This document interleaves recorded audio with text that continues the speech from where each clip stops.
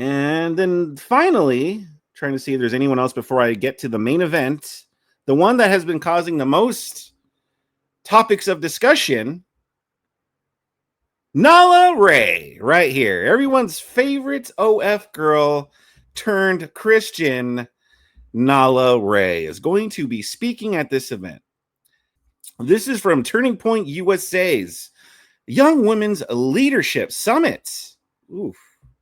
The Young Women's Leadership Summit. Well, so are these going to be a lot of homemakers, stay-at-home mothers, teaching young women on how to be better mothers, be better wives?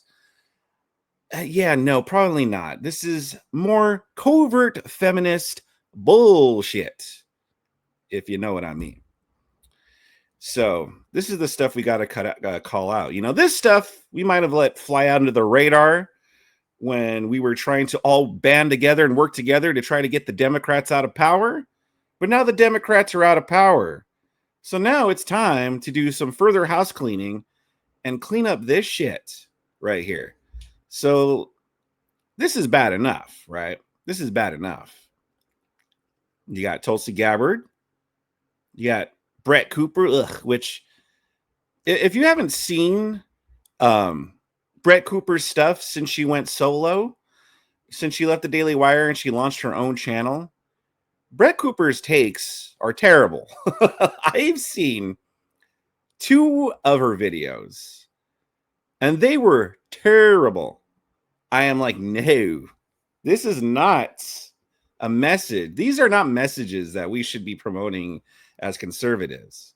I saw like her first video, for instance, was like, why don't we be more accepting of these celebrities and open to these celebrities who have kind of changed their opinion? So her examples were Bud Light. We need to give Bud Light a second chance. Yeah, nah, fuck that. She was like, we need to give Whitney Cummings, feminist, libtard comedian Whitney Cummings, a chance.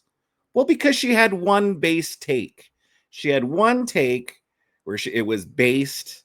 And so now Brett Cooper's like, well, we need to be more open to these people.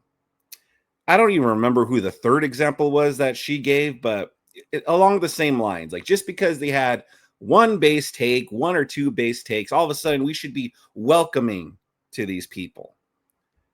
I'm like, no, just having one base take or 1 or 2 base takes is not enough to we're like, yeah, let's welcome them all in here. Whitney Cummings is not a conservative. Why should we embrace her? She has helped do a lot of damage these last few years. She was part of this feminist mob and bullshit that we've had to suffer through. She helped create this mess. She's going to have to do a lot more work before we accept that. So that was her first video. And I was like, yeah, no, this is trash. So I didn't watch anymore. And then I saw one where it was basically, so remember the story that broke out where the guy left his kids at a McDonald's so he could go on a job interview and he got arrested for it. And then it turns out, well, he wasn't really doing a job interview. He was out, I think, probably doing a drug deal or something like that. It wasn't a job interview. It was not a job interview. He was doing shit that he wasn't supposed to, and he left his kids. One of them was like a toddler, I believe, at a McDonald's for a few hours with his 9-year-old watching them. So Brett Cooper was like, okay, listen, maybe we might have been wrong about, we might have got to some of the facts wrong about why he left his kids there. But you know what? Is it the worst thing to leave your kids at a McDonald's for a few hours? Is it the worst thing? We need to teach kids to be more independent. Keep in mind, Brett Cooper got emancipated from her parents at like 15, 16 years old. So she's not exactly the most reliable opinion about that stuff. She might have a little bit of a bias there. And then she went into stories about her own mother, let her be independent, ride on airplanes by herself, and all this nonsense. I'm like, yeah, I don't think we should listen to this woman anymore, Brett Cooper. We shouldn't listen to this girl. She's a 23-year-old girl. She doesn't know shit about shit. So, yeah, I pretty much was done with Brett Cooper. I used to like her on the Daily Wire. I think that's when the Daily Wire gave her her topics and her maybe even her talking points. She was probably most base there, but once she left, yeah, trash, absolute trash. And then you have Riley Gaines, which I don't necessarily have a problem with Riley Gaines. Dana Loesch, I've heard that name. Like, I've seen her name. I just don't remember from where. Like, where have I seen this woman before? What is she? What is she a female leader of?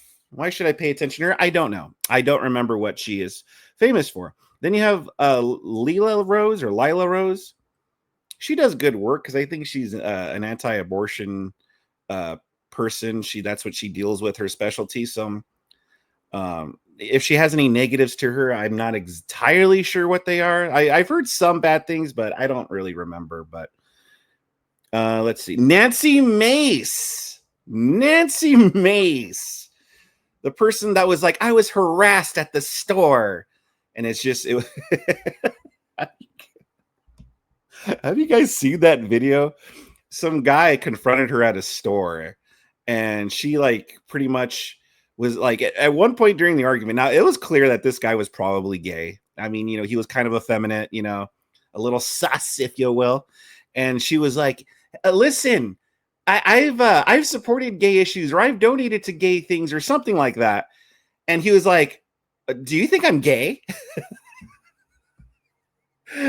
Like he didn't mention anything about being gay. He was just being gay. And she was like, no, but listen, trust me, I support gay things. And he was like, do you think I'm gay? Like, what makes you think I'm gay? Like, who brought up being gay? But she tried to play victim. And then her recent thing where she was like accusing her ex of inappropriate things with her or something like that. Some bullshit. But she's one of these like, I'm a strong, independent woman, but I'm also a victim. Again, not someone we should be listening to. And then you have Emily Austin, which Emily Austin is the 23-year-old that looks like a 33-year-old. I believe she was the lady on the panel with Andrew Wilson when Andrew Wilson was calling out the fat chicks on there. And she was like the conservative woman, another covert feminist, if you will, because she's a conservative, but she's also like, I got to be a girl boss. And by the way, I'm 23, even though I look like I'm 33. So that's Emily Austin. And then finally, trying to see if there's anyone else before I get to the main event, the one that has been causing the most topics of discussion, Nala Ray, right here. Everyone's favorite OF girl turned Christian, Nala Ray, is going to be speaking at this event. Now, I want to make it clear that Turning Point USA, that's Charlie Kirk's organization, right? Or at least he's involved with Turning Point USA. I don't know what his role is. But if I remember correctly, Charlie Kirk has something to do with Turning Point USA. Now, I talked about my time at Charlie Kirk's event at UC Riverside because I was there. And if you didn't know this story, if you didn't hear this, basically when I was in line to try to talk to Charlie, Nala Ray was right next to me. Nala Ray was right next to me. She's really short in person. She's tiny. But she tried to make her way and she tried to use like, I'm an influencer. Let me through, guys. And I was like, oh God. Before I knew who it was, I could hear her talking and trying to get her way through. And I was like, ugh. No, lady, if I had to stand here in the heat and try to wait for my time only to be turned away because you're too old. That's not what they said, but it's like, you don't go here and you don't look like you go here because you look too old. I looked over and I was like, wait a minute. I was like, it's Nala Ray. She was right next to me. And so they let her on through. And the video is up online now. Charlie Kirk released it where it's Nala Ray talking to Charlie Kirk up on the podium or whatever it's called. When Charlie Kirk brings microphones to colleges, as Francesca Fiorentini puts it, But she was talking to Charlie Kirk on there. And so I'm pretty sure, I'm willing to bet that they probably met up after and they probably discussed, Charlie Kirk probably was like, yeah, you should come speak at the Women's Leadership Summit. Yeah, we could have you there. She's like, oh my God, yeah, that'd be great. I'd love to. I'm pretty sure that's where they met and they discussed all this stuff. This is where she probably introduced herself to him. And he was like, yeah, let's totally have you on. Let's totally have you on the Women's Leadership Summit. She's like, yeah, that's probably what happened. And so now Nala Ray is going to be speaking at the Women's Leadership Summit. And obviously, it's causing controversy because she used to be an OF girl. And listen, my beef, everyone's like, as a Christian, you don't believe that people could redeem themselves? That people could reform? You don't believe in forgiveness? I absolutely 100% believe people can reform. My problem with Nala Ray from the beginning was that she blew up when Michael Knowles did an interview with her. And at that point, when Michael Knowles did the interview with her, she had been off of OF for I think it was a month or two. She was fresh off of doing OF. So she jumped from doing OF and immediately she gets to do an interview with Michael Knowles. I'm like, what? What's going on with that? So if I want to do an interview with Michael Knowles, all I got to do is just be a degenerate for a while and then just quit and I could just get an interview with Michael Knowles? What? How does that work? Immediately she had an interview with Michael Knowles. And I got to say, people are making it out to be well, it's mostly because she used to do OF. And I mean, yes, that is the main reason. But I think also why it irked everybody was that she immediately went from, I'm an OF girl. And then 2 months later, she's converted. And now she's getting an interview with Michael Knowles. It's like, what? How? Why? Why are you interviewing this girl? She's a fresh convert. You didn't give her any chance to actually prove that she's converted. And you're giving an interview with her? Clearly it's for, clearly on the Daily Wire side or Michael Knowles' side, clearly it's for clicks and views. Oh yeah, I'm gonna interview this girl who used to be an OF girl. And yeah, obviously it's for that. And then she gets to benefit from it because then she now gets more eyeballs on her and her new thing that she's got going on where she's just an online conservative girl. And it's well, that's not fair. Yeah, immediately she's thrust into the spotlight. And I think that rubbed a lot of people the wrong way. Why is she getting an interview with Michael Knowles right away? That just like that. It's unbelievable. And Michael Knowles and Daily Wire are supposed to be pushing conservatism, but they're giving an immediate spotlight to someone that's freshly off OF. Freshly off. Again, wasn't she quit 5 years ago, 2 years ago, 3 years ago. And, she's really turned her life around. She now has a quiet life, where it's just her husband, and they have kids or something like that. They just have a quiet life now, a regular, honest life. And Michael Knowles wanted to give a spotlight to that to show hey, listen, you really can be redeemed. You don't have to go the route of OF. No, it was, oh, wow, you just quit OF? Oh, yeah. Let me give you a platform, a huge platform like mine on the Daily Wire and interview you now. It was bullshit. It was quite bullshit. And so now she's giving another platform here by TPUSA at the Young Women's Leadership Summit. Why? What did this girl do? Again, I'm all for women leaving OF and living honest, good Christian lives. I'm all for that. I want more of that. I want OF to be non-existent. So yes, I am all for women quitting OF and leading honest, conservative Christian lifestyles. I am all for it. But this girl, it's she basically left one platform for another.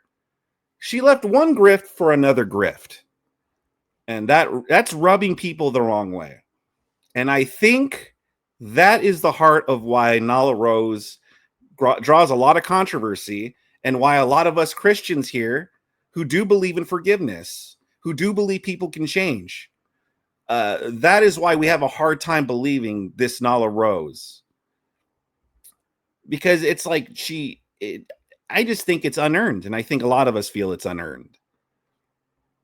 But this is what's going on in the women's conservative movement here. This is who our female leaders are.